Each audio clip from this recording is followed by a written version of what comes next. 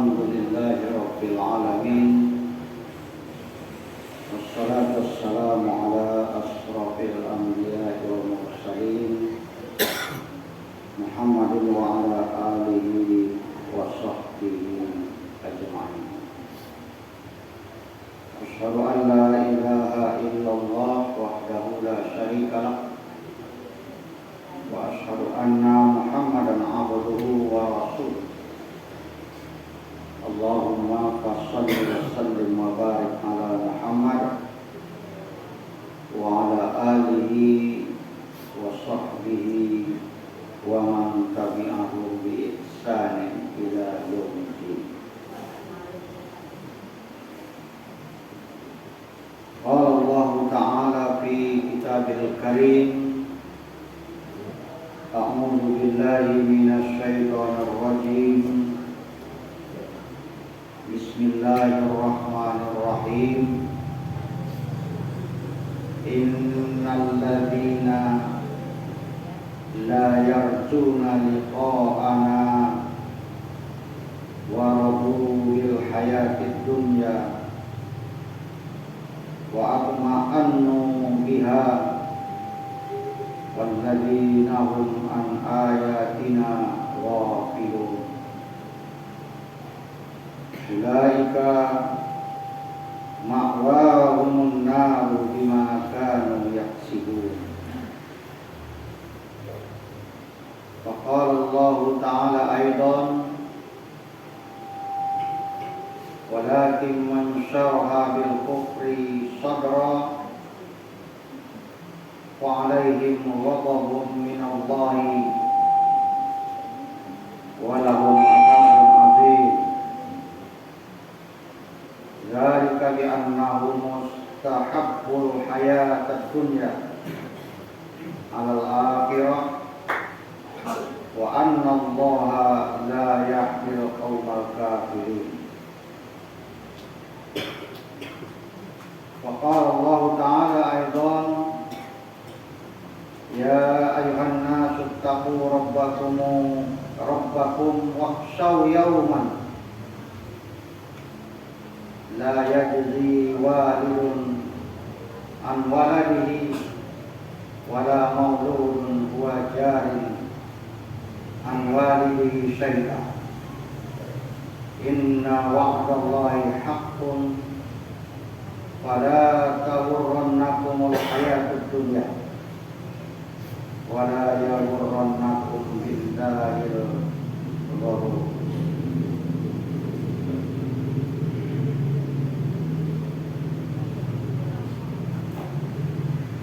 Allah sidang jamaah salat subuh yang berbahagia. Pertama sekali kita bersyukur kehadirat Allah Subhanahu wa Ta'ala. Pada pagi hari ini kita masih dapat diberikan kesempatan dan kesehatan sehingga kita dapat hadir melaksanakan salat subuh berjamaah di masjid ini. Selawat beserta salam kepada junjungan kita Nabi besar Muhammad sallallahu alaihi wasallam. Allahumma shalli ala Muhammad wa ala ali Muhammad. Kajian kita pada subuh hari ini, yang pertama ayat 7 dan 8 surah Yunus. Kemudian kita lanjutkan dengan surah An-Naml ayat 100 An-Nahl, surah An-Nahl 106 sampai 107. Dan yang ketiga surah Luqman ayat 33. Sedang jamaah yang berbahagia, di dalam Al-Quran ada kata-kata yang kita garis bawahi tadi, as-syahwat.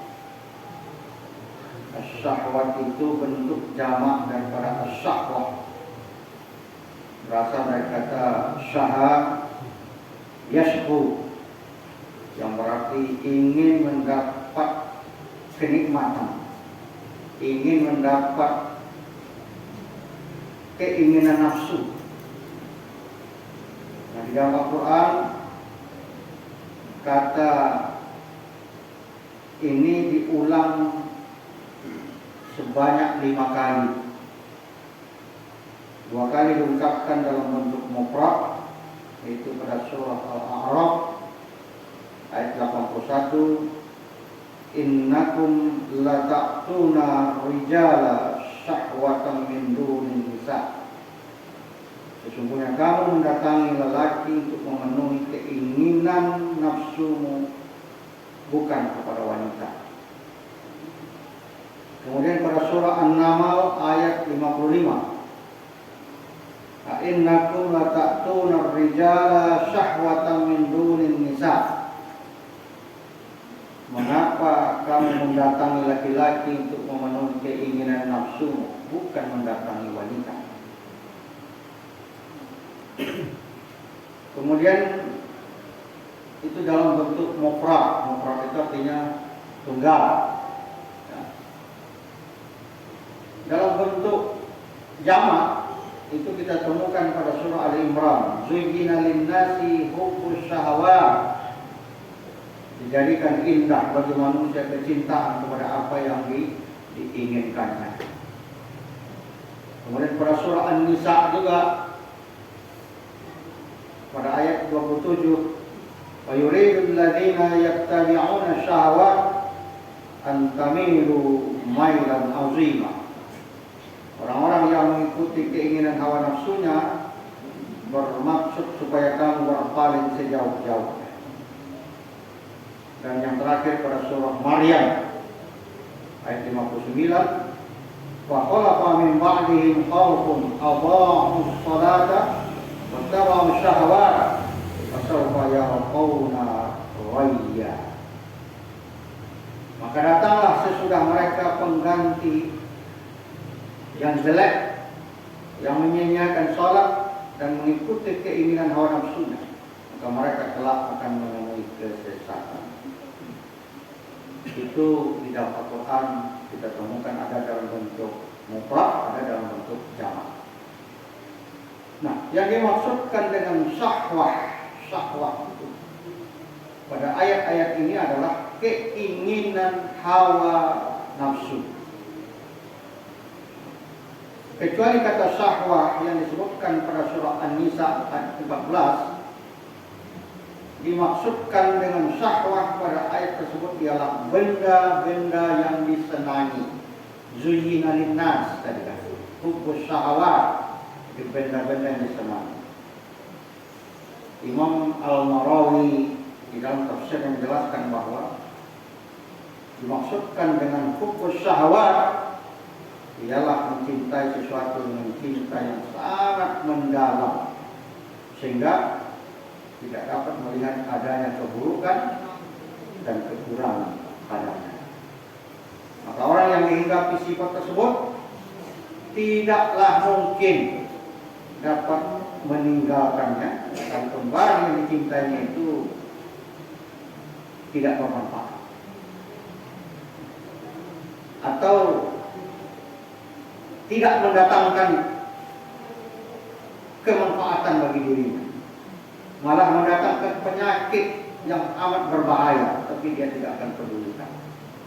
Karena begitu cintanya dia, begitu senangnya dia dengan apa yang dia inginkan tadi, hubbus syahwat. Seperti cintanya terhadap rokok, dia rela untuk kembali ke rumah mengambil rokoknya yang tertinggal, ya, sedangkan waktu sudah berjalan sedemikian rupa. Nah,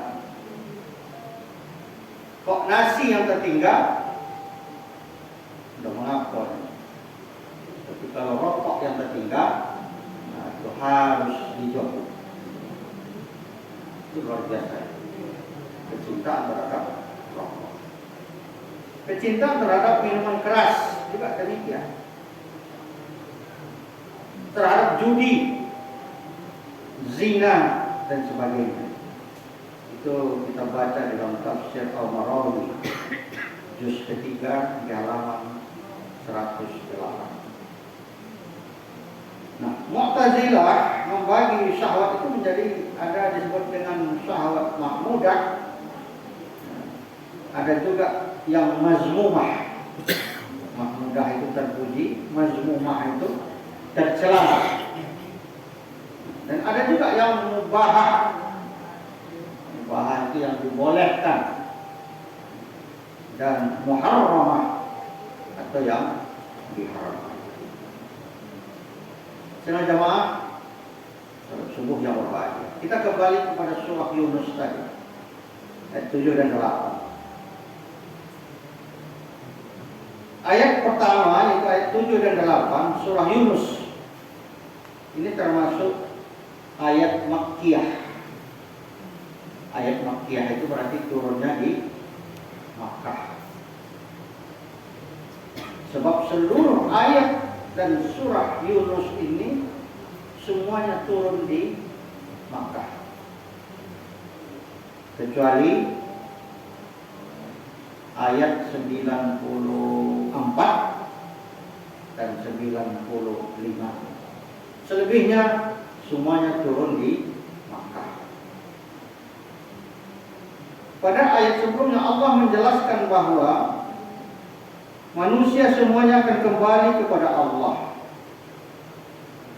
Dialah yang menciptakan mereka, dialah yang mematikan mereka, dialah yang membangkitkan mereka pada hari kebangkitan untuk memberikan balasan kebaikan kepada orang-orang yang beriman.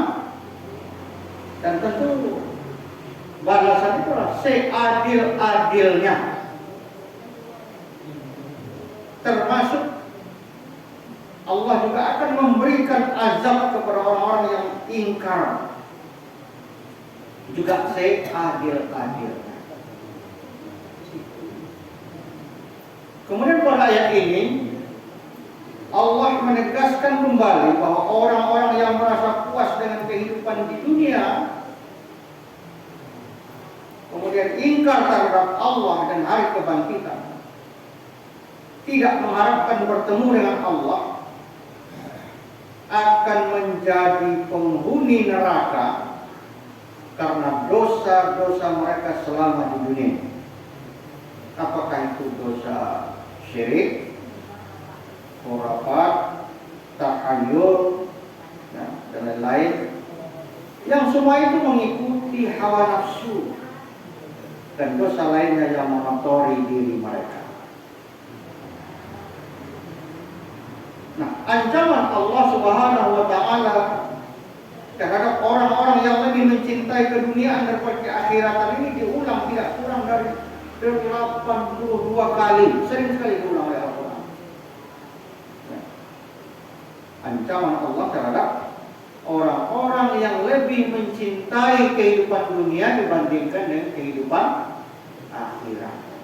Ada 82 kali diulang oleh Allah di dalam Al-Quran. Ini menunjukkan bahwa kecintaan yang berlebihan kepada dunia ini, sehingga melalaikan kewajiban kepada Allah, ancamannya sangat berat, sampai 82 kali diulang. Ancamannya sangat berat. Itu yang pertama. Kemudian pada ayat yang kedua yang telah kita baca dalam surah An-Nahl 107, 108, yang juga termasuk ayat Makkiyah. Ayat Makkiyah ini lebih mempertegas ancaman Allah terhadap orang yang lebih mencintai dunia dari akhirat. Mempertegas. Ketika menafsirkan ayat ini, Imam Al-Qasimi mengutip secara singkat pernyataan Imam Ar-Razi. Seharusnya, kata beliau, manusia itu menyadari bahwa mereka ini hidup di dunia adalah sebagai pedagang. Mereka harus menyadari bahwa mereka hidup di atas dunia ini bagaikan pedagang yang memberi kebahagiaan akhirat dengan ketaatan kepada Allah Subhanahu wa Ta'ala. Bukan dengan keduniaan yang mereka usahakan selama hidup. Ya. Sebab keduniaan tersebut akan ditinggalkan dan akan musnah. Ya, akan musnah. Karena semua fana. Ya. Maka sangat merugilah jika kita melalaikan persoalan akhirat itu. Sebab ini akan memperoleh azab yang sangat pedih dari Allah Subhanahu wa Ta'ala.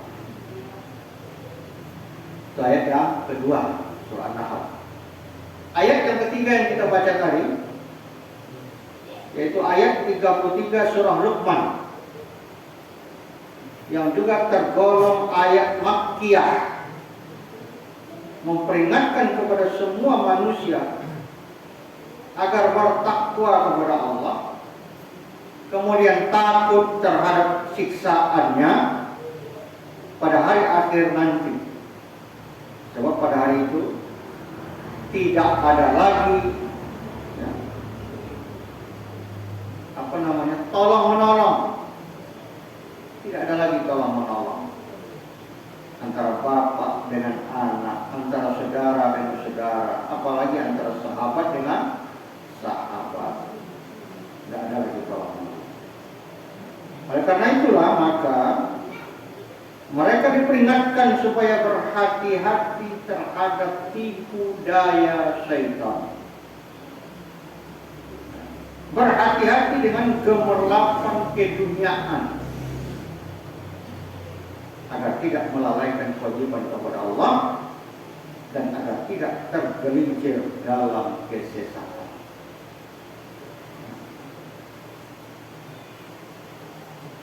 Kemudian gemerlapan keduniaan itu sebenarnya hanyalah kenikmatan sesaat saja apabila dibandingkan dengan kenikmatan di akhirat. Bahkan dalam ayat yang lain disebutkan kenikmatan dunia itu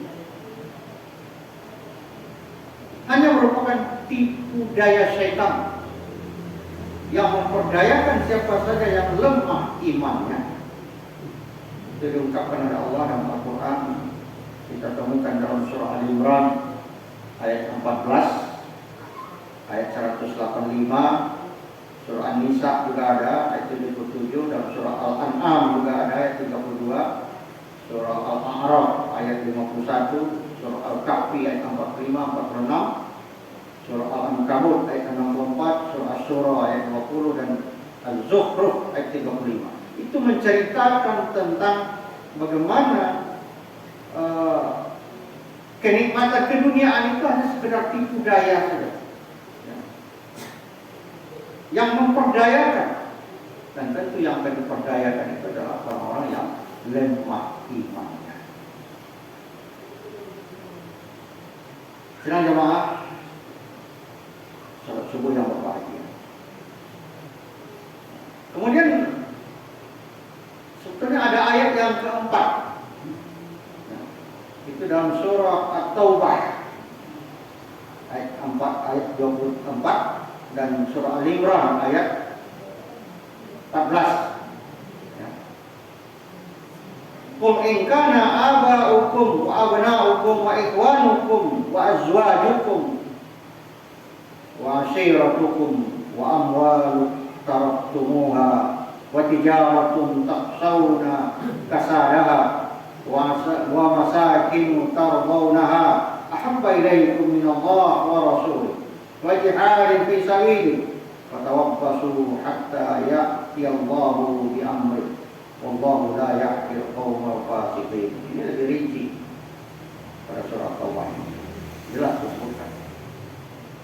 Katakanlah, jika bapak-bapak kalian, anak-anak kalian, saudara-saudara kalian, istri-istri kalian, kaum keluarga kalian, harta kekayaan yang kamu usahakan, perniagaan yang kamu khawatirkan kerugiannya, rumah-rumah tempat tinggal yang kamu sukai adalah lebih kamu cintai daripada Allah dan Rasulnya dan berjihad di jalan Allah, maka tunggulah sampai Allah mendatangkan keputusan. Jadi lebih tegas di sini antara Allah tidak memberi petunjuk kepada orang-orang yang fasik. La yahdil qaumal fasiqin. Kalau sudah Allah tidak memberikan petunjuk, siapapun yang tidak akan mampu ya, meluruskan jalan mereka. Nah, dan pada surah Al-Imran itu dipertegas lagi. Zuyyina lin-nasi hubbus syahawati minan nisa wal banin wal qanatir al-muqantarati minaz zahabi wal fiddati wal khayl al-musawwamah wal an'am wal harth dzalika mata'ul hayatid dunya wallahi 'indahu husnul ma'ab. Ini semuanya adalah benda-benda yang relatif kita cintai di atas dunia ini. Ayat 14 surah Al-Imran ini mempertegas dijadikan indah pada pandangan manusia, kecintaan kepada apa-apa yang diingini. Apa yang diingini disebutkan dalam ayat ini, hubbus syahawati minan nisa, itu wanita wal banin, anak-anak, wa qanatiril muqantarati minaz zahabi, harta yang banyak dari jenis emas, wal fiddati, perak, wal khairil musawwamah, termasuk di situ kuda pilihan atau kendaraan modern,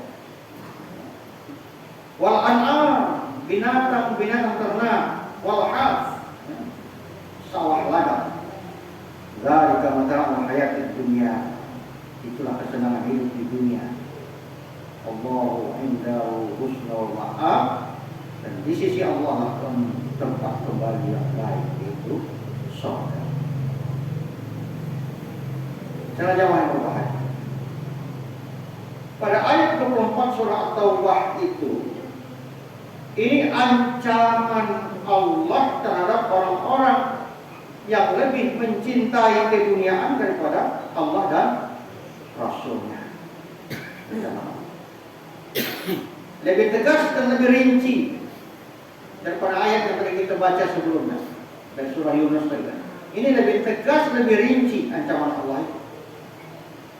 Yang terjemahannya, jika bapak-bapak, jika anak-anak, saudara-saudara, istri-istri, kaum keluarga, harta kekayaan yang kamu usahakan, perniagaan yang kamu khawatir akan kerugiannya, rumah-rumah, istana-istana megah, tempat tinggal yang kamu sukai. Kalau semuanya itu kata Allah lebih kamu cintai daripada Allah dan Rasulnya, lebih kamu cintai daripada berjihad di jalan Allah Subhanahu wa taala, maka tunggu kata Allah. Tunggu sampai Allah mendatangkan keputusan.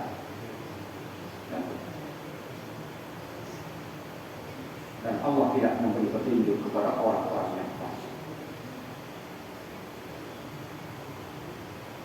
Nah, pada ayat sebelumnya Allah melarang kepada orang-orang mukmin mengangkat bapak-bapak dan saudara-saudara mereka sebagai pemimpin. Ya. Pada ayat sebelumnya Allah melarang kaum mukminin mengangkat bapak-bapak dan saudara-saudara mereka sebagai pemimpin. Jika mereka lebih mengutamakan kekafiran daripada keimanan, dan menegaskan bahwa siapa saja yang menjadikan mereka menjadi pemimpin kaum mukminin, maka mereka tergolong orang-orang yang zalim. Itu terjadi hari ini. Terjadi. Anak menantu semuanya harus menjadi penerus kekuasaan.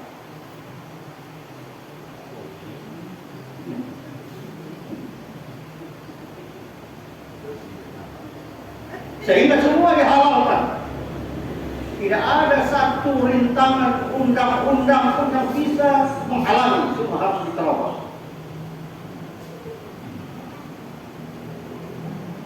Kata Allah dalam ayat ini jelaskan dilarang. Maka mereka itu tergolong orang-orang yang zalim. Kemudian pada ayat ini surah Taubah ayat 24 Allah menegaskan kembali ancamannya. Mencintai bapak-bapak, anak dan seterusnya sebagaimana disebutkan pada ayat 24 surah Taubah itu memang merupakan fitrah manusia. Tetapi orang mukmin sejati harus lebih mencintai Allah dan Rasulnya daripada semuanya. Nah,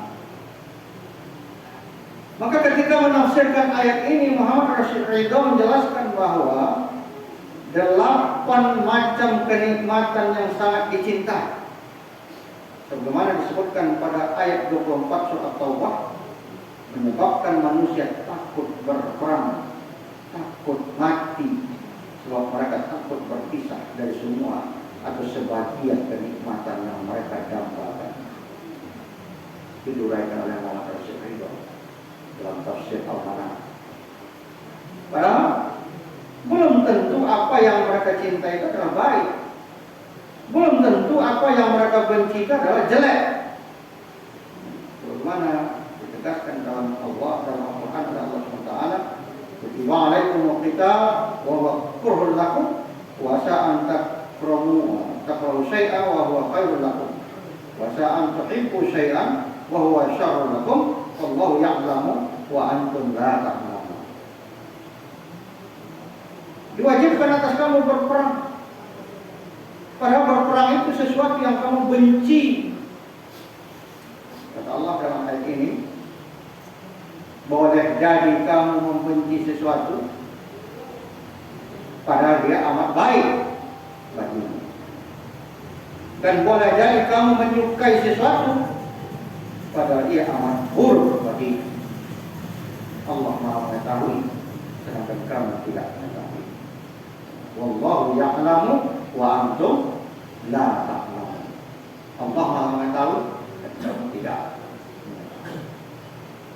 Maka mencintai Allah dan Rasulnya serta berjihad di jalannya wajib lebih diutamakan daripada segala kenikmatan keduniaan yang fana. Wajib. Timbul pertanyaan, mengapa wajib? Ya, mengapa wajib? Mengutamakan cinta kepada Allah dan Rasulnya. Sebab Allah lah Maha Pencipta segala yang ada. Allah lah yang menciptakan kesempurnaan. Allah lah yang menciptakan keindahan. Allah yang menciptakan kecantikan. Allah yang menciptakan kebaikan dan semua yang dicintai manusia. Semua itu adalah ciptaan Allah Subhanahu wa Ta'ala. Kecintaan dan kesayangan bapak ibu kepada anak, begitu juga sebaliknya. Cinta dan kasih sayang saudara kepada saudaranya, cinta dan kasih sayang antara suami dan istri adalah bagian dari ciptaan Allah Subhanahu wa Ta'ala. Dan dalam suatu ayat Allah berfirman di dalam surah Ar-Rum yang disebutkan di situ ayat 21, wa min ayatihi an khalaqalakum min anfusikum azwajan litaskunu ilaiha wa ja'ala bainakum mawaddatan wa rahmah inna fi dzalika laayatin liqaumin yatafakkarun. Di antara tanda-tanda kekuasaan Allah itu, Dia menciptakan untukmu istri-istri dari jenismu sendiri, supaya kamu cenderung dan merasa tentram kepadanya, dan dijadikannya di antaramu rasa kasih sayang. Sesungguhnya pada demikian itu benar-benar terdapat tanda-tanda bukti bagi kaum yang berpikir. La ayatin liqaumin yatafakkarun.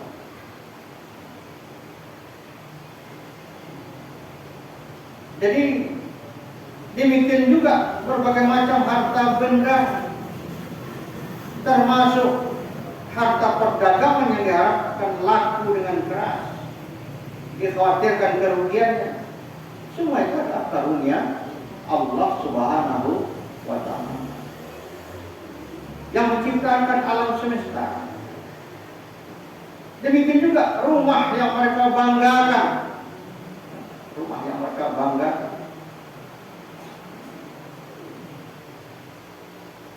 Sedangkan kecintaan kepada Rasulullah SAW ini adalah di bawah kecintaan terhadap Allah Subhanahu wa Ta'ala. Dan di atas kecintaan terhadap 8 macam kenikmatan tadi yang disebutkan dalam surah Al-Baqarah.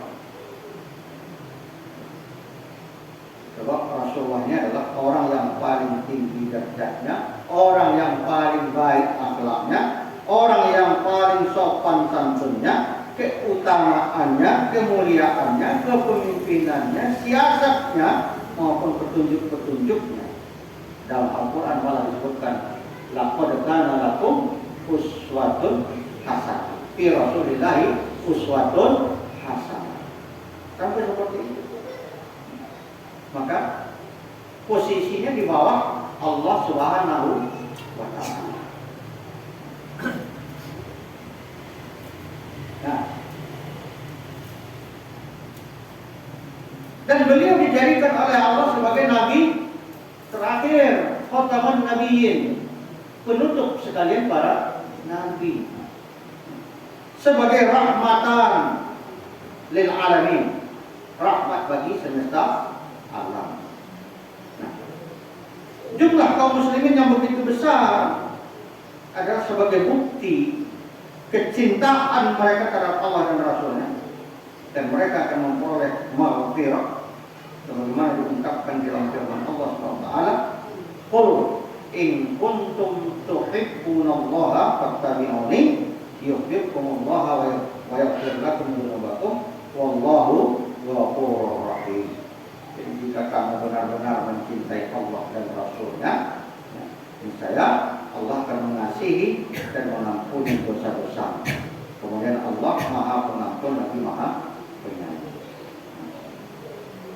Maka tidak diragukan lagi bahwa orang yang telah mementingkan kenikmatan keduniaan daripada Allah dan Rasulnya, daripada jihad fisabilillah, adalah orang yang tidak sempurna dan tidak benar imannya. Boleh kita mencintai semua itu, tapi tidak melebihi cinta kepada Allah dan Rasulnya. Ya. Ini sangat sulit sekali, sangat sulit. Ketika Allah memanggil kita dengan panggilan suara mu'azzin, ya, Allahu Akbar, Allahu Akbar. Awak sedang asik, sedang sibuk, bahkan sedang main game. Nah, main game mulanya terus orang pojok. Nah, sangat sulit sekali. Kalau belum selesai ini, tahu sementara ini banyak waktu itu saja kamu. Kalau kita sudah tidak menempatkan Allah dan Rasulnya itu pada posisi yang teratas. Sekarang kan seperti itu. Zaman sekarang ini zaman canggih. Orang berkumpul di satu tempat tapi tidak ada yang bicara satu sama lain. Kok dulu saling mau tahu, kok bercerita tentang itu, tentang itu, ya Milo pun.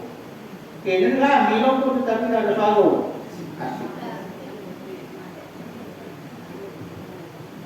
Dan itu asik di situ nanti itu. Tanpa mengenal satu sama lain, tanpa ada komunikasi satu sama lain. Dan anehnya kadang orang saya aneh. Ya asik juga aku HP tapi golak soyang. Itu zaman sekarang luar biasa.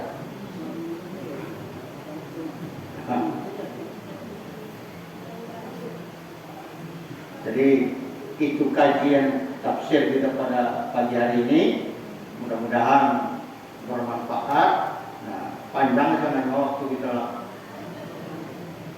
singkat, ayolah toyang gitu. Semoga dengan uraian yang singkat dari tafsir ayat-ayat Al-Quran ini mudah-mudahan bermanfaat bagi kita. Nah, di mana ayat-ayat Allah itu mengingatkan bahwa sebenarnya kehidupan di akhirat itu jauh lebih baik bagi orang yang bertakwa. Karena itulah apabila dikaruniai kenikmatan keduniaan, hendaklah dikelola sesuai dengan perintah Allah Subhanahu wa ta'ala. Billahi taufiq wal hidayah. Nasrun minallah wa fathun qarib. Wa basyiril mu'minin. Wassalamualaikum warahmatullahi wabarakatuh.